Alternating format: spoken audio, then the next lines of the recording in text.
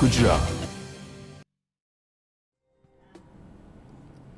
હું Yogesh D Chauhan ITI માતર બાયસેક દ્વારા વિચ્ચલ ક્લાસનો આપનું હાર્દિક સ્વાગત કરું છું। મિત્રો, સિલેબસ મુજબ આપણે જે અગાઉનું ચેપ્ટર ભણી ગયા એ મોટર હતો। મોટરનો સિદ્ધાંત, કાર્ય સિદ્ધાંત, ફ્લેમિંગના ડાબા હાથનો નિયમ, જેના દ્વારા આપણે મોટર કઈ દિશામાં ફરે છે તે વિશે સમજ્યા હતા। ટોર્ક, એની અંદર જે ટોર્ક ઉત્પન્ન થાય છે, એટલે કે ધક્કો, મોટર ચાલે છે ત્યારે ધક્કો લાગે છે અને ક્યાં લાગે છે અને કઈ દિશામાં મોટર ફરે છે, તો તેના વિશે આપણે સમજી ગયા। શાફ્ટ ટોર્ક, આર્મેચર ટોર્ક તથા બેક EMF, જે બેક EMF ઉત્પન્ન થાય છે તેના વિશે આપણે સમજી ગયા। એના પછીનું આજનું લેસન છે આપણું કે DC મોટરના પ્રકારો અને એની કેરેક્ટરિસ્ટિક।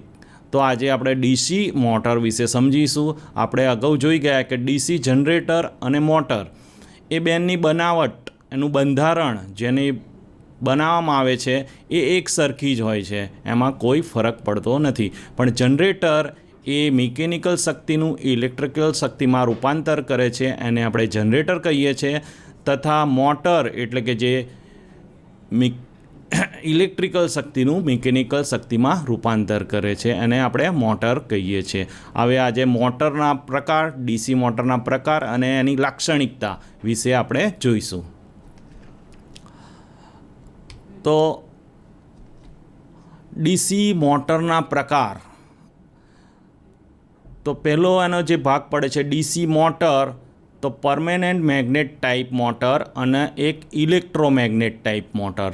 પરમેનન્ટ મેગ્નેટ એટલે કાયમી મેગ્નેટ વાપરવામાં આવે છે, એને પરમેનન્ટ મેગ્નેટ ટાઈપ મોટર કહે છે। જ્યારે બીજો ભાગ છે એ ઇલેક્ટ્રોમેગ્નેટ એટલે કે ઇલેક્ટ્રોમેગ્નેટ કોઇલને હાથ વડે લપેટી, એક સાદા લોહી ચુંબકને હાથ વડે લપેટી અને ઇલેક્ટ્રોમેગ્નેટિક બનાવવામાં આવે છે, એને શું કહેવામાં આવે છે? Electromagnetic type motor. હવે એ ઇલેક્ટ્રોમેગ્નેટિક ટાઈપ મોટર છે મિત્રો, એના 3 ભાગ પડે છે। એક છે સિરીઝ મોટર, બીજું શન્ટ મોટર, ત્રીજું છે કમ્પાઉન્ડ મોટર। અને કમ્પાઉન્ડ મોટરના પણ 2 ભાગ પડે છે કે શોર્ટ શન્ટ કમ્પાઉન્ડ મોટર અને બીજો છે લોંગ શન્ટ કમ્પાઉન્ડ મોટર। અને એ જ રીતે શોર્ટ શન્ટ કમ્પાઉન્ડ મોટર છે એ તમે ચાર્ટ જોશો તો એના મદદથી તમને ખ્યાલ આવશે કે એના પણ 2 પ્રકાર પડે છે, short shunt cumulative compound motor અને બીજી છે short shunt compound differential motor. એ 2 શોર્ટ શન્ટના ભાગ પડે છે। હવે લોંગ શન્ટ કમ્પાઉન્ડ જે મોટર છે એના પણ 2 પ્રકાર પડે છે, long shunt cumulative compound motor તથા long shunt differential compound motor.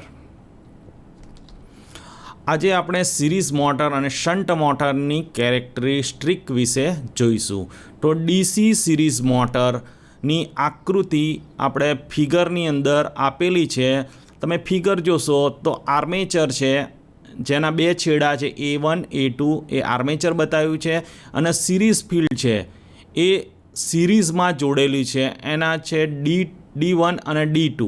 હવે આ આર્મેચરની સિરીઝમાં સિરીઝ ફિલ્ડને જોડવામાં આવે છે, માટે એને DC સિરીઝ મોટર તરીકે ઓળખવામાં આવે છે। હવે તમે ફિગર જોશો અને ખ્યાલ આવશે કે આર્મેચરની સિરીઝમાં સિરીઝ ફિલ્ડ જોડેલું છે। આ સિરીઝ ફિલ્ડનું જે વાઇન્ડિંગ હોય છે એ ઓછા આંટાનું અને જાડા તારનું હોય છે, એટલે કે સિરીઝ મોટરની અંદર સિરીઝ ફિલ્ડ વાઇન્ડિંગ એ ઓછા આંટાની અને જાડા તારની હોય છે, અને સિરીઝમાં જોડેલી હોવાથી એનો ફૂલ લોડ કરંટ સહન કરી શકે છે, કારણ કે આર્મેચરની સિરીઝમાં સિરીઝ ફિલ્ડને જોડવામાં આવેલી છે, માટે જે કરંટ છે એ એક સરખો પસાર થાય છે, એટલે એ સહન કરી શકે, માટે સિરીઝ ફિલ્ડ ઓછા આંટાની તથા જાડા તારની વાઇન્ડિંગ કરવામાં આવે છે। આ મોટરનો લાઇન કરંટ બરાબર આર્મેચર કરંટ બરાબર ફિલ્ડ કરંટ હોય છે। આની અંદર શું છે, ત્રણેય આર્મેચર અને સિરીઝ ફિલ્ડ એ બંને સિરીઝમાં જોડેલો છે, માટે આઈએલ એટલે કે લાઇન કરંટ બરાબર આર્મેચર કરંટ બરાબર આઈએસઈ એટલે કે સિરીઝ ફિલ્ડ કરંટ જેટલો જ હોય છે. આઈએલ એટલે કે લાઇન કરંટ, આર્મેચર કરંટ એટલે આઈએ એટલે આર્મેચર કરંટ અને આઈએસઈ એટલે કે સિરીઝ ફિલ્ડ કરંટ એટલે કે મોટરનો લાઇન કરંટ બરાબર આર્મેચર કરંટ બરાબર ફિલ્ડ કરંટ હોય છે. હવે આર્મેચર સિરીઝમાં ફિલ્ડમાં જોડાયેલા હોવાથી લોડ કરંટની અસર સિરીઝ ફિલ્ડ ઉપર થાય છે. આમ સિરીઝ સર્કિટના ગુણધર્મો પ્રમાણે જે અગાઉ આપણે જોઈ ગયેલા કે સિરીઝ સર્કિટનો ગુણધર્મ, તો સિરીઝ સર્કિટનો ગુણધર્મ શું હતો? કરંટ સરખો વહે છે અને લોડ પ્રવાહની વધઘટની અસર સિરીઝ ફિલ્ડ ઉપર થાય છે.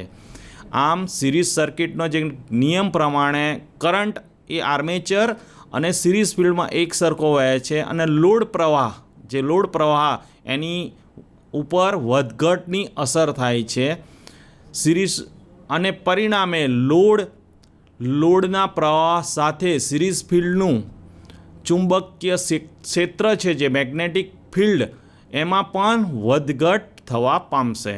આપણે ઉપર જોયું તેમ મોટરની ગતિ એટલે કે સ્પીડ એન પ્રપોઝનલ આઈએ આરે ફ્લક્સના વ્યસ્ત પ્રમાણમાં હોય છે, માટે પ્રવાહ વધશે તેમ ફ્લક્સ વધશે. પ્રવાહ એટલે કે કરંટ વધે તો ફ્લક્સ વધશે અને ફ્લક્સ વધશે તેમ ગતિ એટલે કે સ્પીડ ઘટશે. એટલે એની સૂત્રની મદદથી તમે જોઈ શકશો કે જો ફ્લક્સ વધશે તો શું થશે? જે સ્પીડ છે એ ઘટશે. આમ ચુંબકીય ક્ષેત્ર વધઘટ થવા પામશે. આ સ્થિતિએ બેક ઇએમએફમાં વધારો થાય છે. આના કારણે શું થાય છે? એનો બેક ઇએમએફ છે એ વધી જાય છે, એટલે કે ફ્લક્સમાં પણ ઘટાડો થાય છે. અને ચુંબકીય ક્ષેત્ર છે એમાં ફ્લક્સની અંદર ઘટાડો થાય છે અને આથી શૂન્ય લોડ ઉપર, એટલે કે એને શૂન્ય લોડનો અર્થ એવો થાય છે કે મોટરની ઉપર કોઈ જાતનો લોડ એને ઉપર કામ કોઈ થતું ના હોય તો એને શૂન્ય લોડ તરીકે ઓળખવામાં આવે છે. તો શૂન્ય લોડ ઉપર આ મોટરની ગતિ છે એ ઘણી ભયંકર હોય છે. આમ સિરીઝ મોટરને લોડ વગર ચાલવામાં આવતી નથી. હવે આ જો ચલાવવામાં આવે તો મોટરને ઘણું નુકસાન થાય છે. લોડ વગર આ મોટરને ચલાવવી જોઈએ નહીં. હવે એ ડીસી સિરીઝ મોટરની લાક્ષણિકતા વિશે આપણે સમજીશું. એની અંદર 3 લાક્ષણિકતા છે. પહેલી છે ટોર્ક લોડ કેરેક્ટરિસ્ટિક એટલે ટોર્ક અને લોડ વચ્ચેનો સંબંધ. બીજી છે સ્પીડ અને લોડ વચ્ચેની કેરેક્ટરિસ્ટિક એટલે કે સ્પીડ અને લોડ વચ્ચે શું સંબંધ છે. અને ત્રીજી છે સ્પીડ અને ટોર્ક એટલે મોટરની સ્પીડ અને ટોર્ક વચ્ચે શું સંબંધ છે એની લાક્ષણિકતા આપણે જોઈશું. પહેલી લાક્ષણિકતા છે ડીસી સિરીઝ મોટરની ટોર્ક લોડ કેરેક્ટરિસ્ટિક. ગ્રાફ મિત્રો જોઈ શકો છો તમે કે ટોર્ક આપ્યો છે, ઊભી દિશામાં ટોર્કનો ગ્રાફ છે અને લોડ કરંટ. હવે આ ગ્રાફ તમે જોઈ શકો છો. આકૃતિમાં ટોર્કમાં જે કર્વ આપ્યો છે એ કર્વ જોતાં જણાય છે કે ઓછા લોડ ઉપર ટોર્ક ઓછો હશે, એટલે કે ઓછો ટોર્ક હોય તો ઓછો લોડ હોય તો ટોર્ક એનો ધક્કો ઓછો હશે, કારણ કે આર્મેચર કરંટ અને ફ્લક્સ ઓછા હશે. પરંતુ જ્યારે લોડની અંદર વધારો કરવામાં આવે છે ત્યારે ટોર્કમાં વધારો થાય છે. એટલે કે મિત્રો જ્યારે લોડ તમે વધારો છો ત્યારે એનો ટોર્ક પણ વધે છે અને તે આર્મેચર કરંટના વર્ગના સમપ્રમાણમાં હોય છે, જે આપણે બિંદુ છે પોઈન્ટ પી સુધી તમે જોઈ શકો છો. આમ armature current, series field current અને સિરીઝ ફિલ્ડ ફ્લક્સ એટલે આઈએસસી અને આઈઆરએ આમ પી પોઈન્ટ ઉપર તમે સીધી જે કર્વ છે એ સીધી દિશામાં જોઈ શકાય છે. અને ટોર્ક ફક્ત આર્મેચર કરંટના સમપ્રમાણમાં હોય છે. એટલે ઉત્પન્ન થતો ટોર્ક છે એ આર્મેચર કરંટના સમપ્રમાણમાં હોય છે, કારણ કે ફિલ્ડ સેચ્યુરેટ થઈ જાય છે. એટલે કે મેગ્નેટિક જે ફિલ્ડ કહેવાય છે, ચુંબકીય ક્ષેત્ર, મેગ્નેટના પોલ એ સેચ્યુરેટ થઈ જાય છે. માટે ટોર્ક ઓછા ભારે ઓછો હોય છે. એટલે કે એનો ટોર્ક છે એનો ધક્કો ઓછા ભાર ઉપર, ઓછા લોડ ઉપર ઓછો હોય છે, અને વધુ ભાર હોય તો એનો ટોર્ક પણ વધુ હોય છે. હવે બીજી જે કેરેક્ટરિસ્ટિક છે ડીસી મોટરની એ સ્પીડ અને લોડ વચ્ચેની છે. તમે ગ્રાફ જોશો તો સ્પીડ છે અને લોડ કરંટ છે, તેનો ગ્રાફ દોરેલો છે, આકૃતિ બતાવી છે. આકૃતિમાં સ્પીડ અને લોડ કરંટનો કર્વ ગ્રાફ આપેલ છે. ગ્રાફ જોતાં આપણને જણાય છે કે મોટરની સિરીઝ ફિલ્ડનો ફ્લક્સ એ પ્રવાહના પ્રમાણમાં હોય છે. એટલે મોટરની ફિલ્ડનો જે ફ્લક્સ હોય છે એ પ્રવાહ એટલે કરંટના પ્રમાણમાં હોય છે. અને આ પ્રવાહ લોડના વધઘટ, એટલે કે જો લોડ છે અને તમે વધઘટના પ્રમાણના પણ સમપ્રમાણમાં હોય છે. એટલે કે વધઘટ થાય છે. આથી ફ્લક્સ એ પ્રવાહના પ્રમાણમાં હોવાથી તેમાં પણ વધઘટ થાય છે. એટલે ફ્લક્સ એ કોના પ્રમાણમાં? પ્રવાહ એટલે કરંટ એમ્પિયરના પ્રમાણમાં હોવાથી એમાં પણ વધઘટ થાય છે. આપણે આગળ જોયું તેમ ગતિ બેક ઇએમએફના સમપ્રમાણમાં અને ફ્લક્સના વ્યસ્ત પ્રમાણમાં હોય છે. આ બેક ઇએમએફ વધતા સ્પીડ વધે છે, સમપ્રમાણમાં હોય છે. એટલે બેક ઇએમએફ વધે તો સ્પીડ વધે છે. ગ્રાફનો અભ્યાસ કરતાં જણાય છે આ મોટર અસ્થિર પ્રકૃતિની મોટર છે. આપણે આ બે લાક્ષણિકતા જોઈ એની પરથી ખબર પડે છે કે આ મોટર અસ્થિર પ્રકૃતિની મોટર છે. સ્પીડ વધુ લોડ ઉપર ઓછી અને લોડ ઘટાડતા તમે લોડ ઘટાડવામાં આવે તો એની સ્પીડ કેટલી ભયંકર વધી જાય છે. જો લોડમાં નહિવત ઘટાડો થાય તો એની ગતિ ઘણી ભયંકર થઈ જાય છે. એટલે કે સિરીઝ મોટરની અંદર જો તમે લોડ ઘટાડવામાં આવે તો એની મોટરની ગતિ છે એ ઘણી ભયંકર થઈ જાય છે. અને સિરીઝ મોટરને શૂન્ય લોડ ઉપર ચલાવવામાં આવતી નથી. એટલે કે આવી મોટરો હોય તો એ શૂન્ય લોડ ઉપર એટલે લોડ વગર ચલાવવામાં આવતી નથી. ત્રીજી જે કેરેક્ટરિસ્ટિક છે એ સ્પીડ અને ટોર્ક છે. એ આકૃતિમાં તમે જુઓ છો, ગ્રાફની અંદર બતાવ્યું છે સ્પીડ અને ટોર્ક વચ્ચેનો સંબંધ. તો ગ્રાફ જોતા મિત્રો તમને ખ્યાલ આવે છે કે સિરીઝ મોટરની સ્પીડ એનો કર્વ બતાવવામાં આવે છે. જ્યારે ટોર્ક ઓછો હોય છે ત્યારે સ્પીડ વધુ હોય છે. એટલે ટોર્ક ઓછો હોય તો સ્પીડ વધુ હોય છે, કારણ કે ફિલ્ડ ફ્લક્સ ઓછો હોય છે. એનો જે ફિલ્ડનો જે ફ્લક્સ હોય છે, ઉત્પન્ન થયેલો ફ્લક્સ એ ઓછો હોય છે.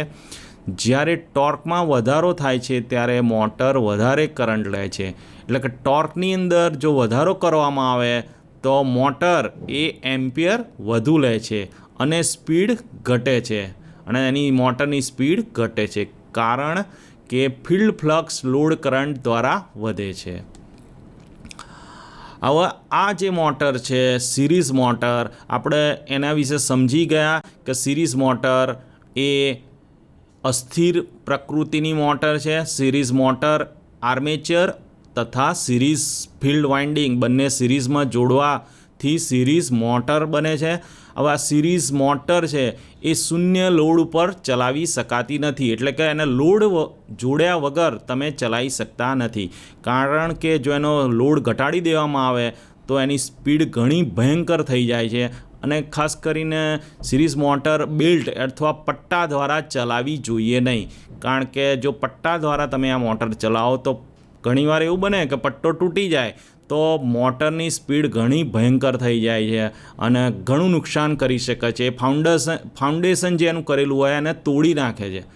બરાબર. માટે આ જે ડીસી મોટર છે એનો ઉપયોગ ખાસ કરીને જ્યાં સ્પીડમાં ફેરફાર ના થતો હોય, જે મોટરની સ્પીડમાં વેરિએશન એટલે કે સ્પીડમાં ફેરફાર કરવામાં ના આવતો હોય એવી જગ્યાએ થાય છે. હેવી સ્ટાર્ટિંગ ટોર્ક, જ્યાં હેવી સ્ટાર્ટિંગ ટોર્કની જરૂર હોય, જેવી કે ટ્રેન, ઇલેક્ટ્રિક ટ્રેનની અંદર હોઇસ્ટ ક્રેન તમે જોઈ હશે મિત્રો કે ક્રેન દ્વારા ગાડીઓ રસ્તા ઉપર કંઈક બંધ થઈ ગઈ હોય તો એના વજનથી ઉપાડવાની હોય તો એની અંદર સ્ટાર્ટિંગ ટોર્કની જરૂર હોય છે. એ જ રીતે ટ્રેનની અંદર સ્ટાર્ટિંગની અંદર ધક્કો વધુ જોઈએ છે એને ગતિમાં લાવવા માટે, તો એવી જગ્યાએ સિરીઝ મોટરનો ઉપયોગ કરવામાં આવે છે.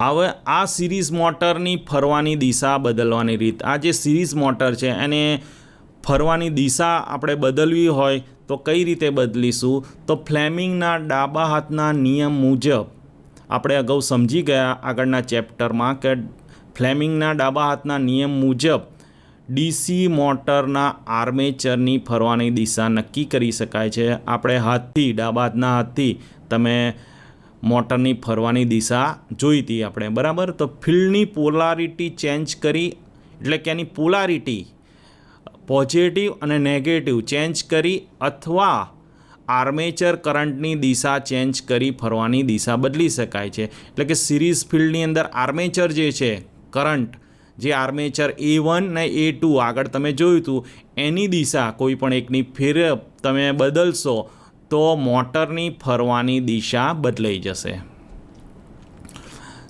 પણ જો તમે પોલારિટી સપ્લાયની પોલારિટી બદલીએ તો ફિલ્ડની પોલારિટી અને આર્મેચરની કરંટની દિશા બંને બદલાશે, બંને ચેન્જ થતાં ફરવાની દિશા બદલાશે નથી.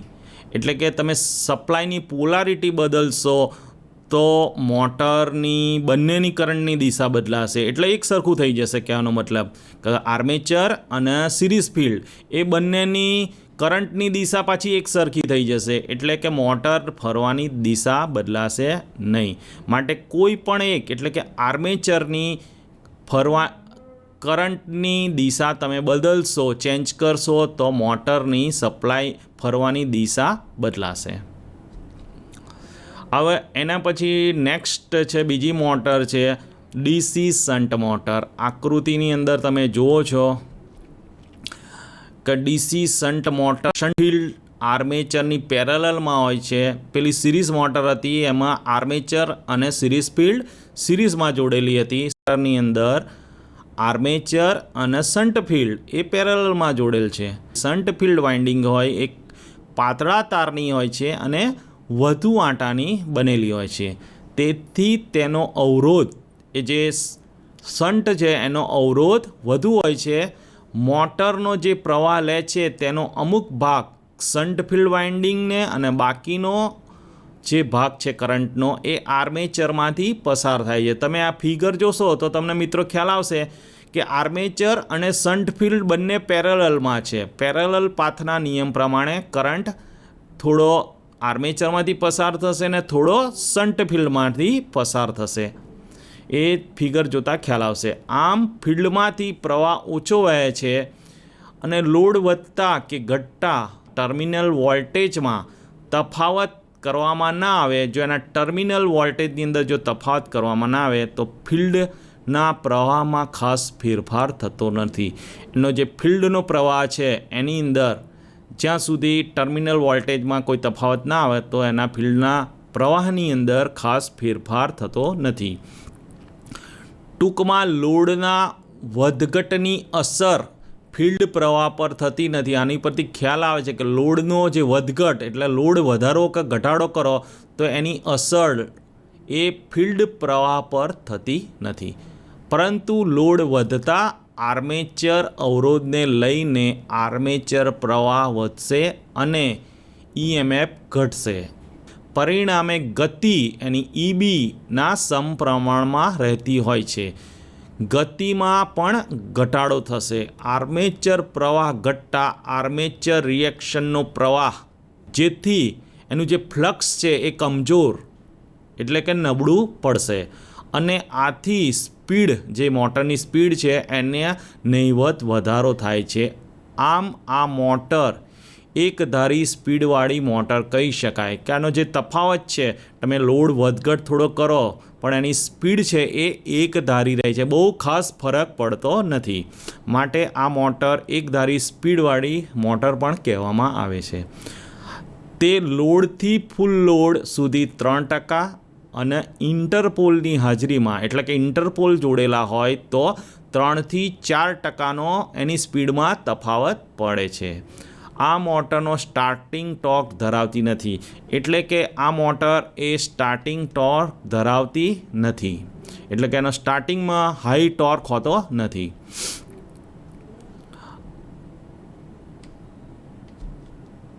હવે ડીસી શન્ટ મોટરની કેરેક્ટરિસ્ટિક આપણે જોઈશું. તો એની 3 કેરેક્ટરિસ્ટિક છે સિરીઝ મોટરની જેમ. એક છે સ્પીડ લોડ કેરેક્ટરિસ્ટિક, બીજી છે ટોર્ક લોડ કેરેક્ટરિસ્ટિક અને ત્રીજી છે ટોર્ક સ્પીડ કેરેક્ટરિસ્ટિક. તો આપણે પહેલી કેરેક્ટરિસ્ટિક જોઈશું કે ડીસી શન્ટ મોટરની સ્પીડ અને લોડ એનો ગ્રાફ આપ્યો છે. તમે એની અંદર જોઈ શકો છો કે લોડ કરંટ અને સ્પીડ એ બે વચ્ચેનો ગ્રાફ આપ્યો છે.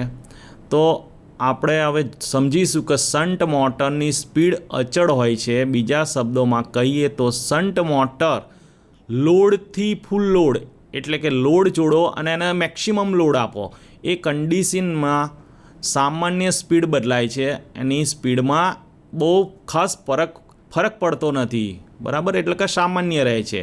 શન્ટ મોટરની સ્પીડ માટેનું સૂત્ર છે N બરાબર V માઇનસ IaRa ભાગ્યા K ફ્લક્સ બરાબર EB ભાગ્યા K ફ્લક્સ K1 ભાગ્યા ફ્લક્સ. શન્ટ મોટરમાં VRa અને I અને પ્રેક્ટિકલી અચળ હોય છે. માત્ર આર્મેચર કરંટમાં ફેરફાર કરી શકાય છે. ફક્ત આર્મેચર કરંટની અંદર ફેરફાર કરી શકાય છે. નો લોડ ઉપર IA એટલે કે આર્મેચર કરંટ ખૂબ જ ઓછો હોય છે અને મેક્સિમમ સ્પીડ હોય છે, એટલે કે નો લોડ ઉપર કરંટ ખૂબ ઓછો હોય છે અને એની સ્પીડ શું છે, મેક્સિમમ પર હોય છે. ફૂલ લોડ પર IaRa સામાન્ય રીતે 5% એપ્લાઇડ વોલ્ટેજના જેટલા હોય છે, કે આપવામાં આવેલા વોલ્ટેજ જેટલા મેક્સિમમ એટલે કે ફૂલ લોડ ઉપર હોય છે. એટલે કે ફૂલ લોડ પર પણ મોટરની સ્પીડ 95% રહે છે. એટલે કે શન્ટ મોટર ઉપર તમે ફૂલ લોડ આપો તો એની સ્પીડ હોય છે, ફરવાની ગતિ એ 95% હોય છે. જો કે બેક EMF ઘટાડતા સ્પીડ થોડી ઘટે છે. જો એનો બેક EMF ઉત્પન્ન થતો બેક EMF જો ઘટાડવામાં આવે તો પણ એની સ્પીડમાં થોડી ઘણી ઘટ થાય છે. એ કર્વમાં જોતાં જણાય છે કે ફૂલ લોડ ઉપર OB બતાવ્યું છે સ્પીડ છે અને નો લોડ ઉપર OA સ્પીડ છે. સ્પીડમાં ઘટાડો OA અને OB સુધીનો થાય છે. આ ઘટાડો આર્મેચરમાં IaRa એટલે કે આર્મેચર કરંટ અને આર્મેચર રેઝિસ્ટન્ટ વધતા થાય છે. હવે બીજી કેરેક્ટરિસ્ટિક છે આપણી ડીસી શન્ટ મોટરની ટોર્ક અને લોડ. એનો ગ્રાફ આપ્યો છે, ટોર્કનો ગ્રાફ અને લોડ કરંટનો ગ્રાફ. હવે ગ્રાફ જોશો તો મિત્રો સમજાશે કે મોટરનો ટોર્ક આર્મેચર કરંટ ફિલ્ડ ફ્લક્સના સમપ્રમાણમાં હોય છે. ફિલ્ડ ફ્લક્સ અચળ હોય છે, એનું ફિલ્ડનું ફ્લક્સ એ અચળ એટલે એક સરખું હોય છે. લોડ કરંટમાં વધઘટ થતાં ટોર્કમાં વધઘટ થાય છે. એનો લોડ વધારો ઘટાડો કરવામાં આવે તો લોડનો કરંટ વધઘટ થાય છે, તો ટોર્કમાં પણ વધઘટ થાય છે. ટોર્ક લોડ અથવા આર્મેચર કરંટના સમપ્રમાણમાં હોય છે. શન્ટ મોટરનો સ્ટાર્ટિંગ ટોર્ક 1.5 ગણો ફૂલ લોડ ટોર્ક કરતાં વધુ હોય છે, એટલે કે સ્ટાર્ટિંગ ટોર્ક એ 1.5 ગણો ફૂલ લોડ કરતાં વધુ હોય છે. તેથી તેનો સ્ટાર્ટિંગ ટોર્ક સિરીઝ મોટર કરતાં વધુ હોય છે. જે આગળની મોટર આપણે જોઈ ગયા સિરીઝ મોટર, એના કરતાં શન્ટ મોટરનો સ્ટાર્ટિંગ ટોર્ક વધુ હોય છે. હવે ત્રીજી છે કેરેક્ટરિસ્ટિક ડીસી શન્ટ મોટરની, એ ટોર્ક અને સ્પીડ વચ્ચેનો સંબંધ દર્શાવે છે. તમે સ્પીડ અને ટોર્કનો ગ્રાફ જોશો અને એનાથી આપણને ખ્યાલ આવે છે કે ડીસી શન્ટ મોટરનો સ્પીડ કર્વ દર્શાવે છે કે કર્વનું અવલોકન કરતાં ટોર્કમાં વધારો થતાં સ્પીડમાં સામાન્ય ઘટાડો થાય છે. આગળ જોઈ ગયું એમ ત્રણેય જે કેરેક્ટરિસ્ટિક એક સરખી જ જોવા મળે છે કે એમાં સામાન્ય નહિવત એની સ્પીડની અંદર ઘટાડો થાય છે. એટલો બધો લોડ અને ફૂલ લોડ વચ્ચે જો લોડ ઓછો વધઘટ કરવામાં આવે તો એની સ્પીડની અંદર એટલો ઝાઝો ફરક પડતો નથી. માટે આપણે એને ડીસી શન્ટ મોટરને એક ધારી સ્પીડવાળી મોટર કહેવામાં આવે છે. તો આ ડીસી શન્ટ મોટરનો ઉપયોગ એ અચળ સ્પીડવાળી મોટર છે. એટલે એની જરૂરિયાત ખાસ કરીને machine tool, wood planer, circular hacksaw, grinder, printer અને બ્લોઅર વગેરે જે બનાવવામાં આવે છે ઇન્સ્ટ્રુમેન્ટ, એની અંદર ડીસી શન્ટ મોટરનો ઉપયોગ કરવામાં આવે છે. તો મિત્રો, આજે આપણે ડીસી મોટર વિશે સમજ્યા, એની કેરેક્ટરિસ્ટિક તથા તેના ઉપયોગો વિશે આજે જાણ્યું. આભાર.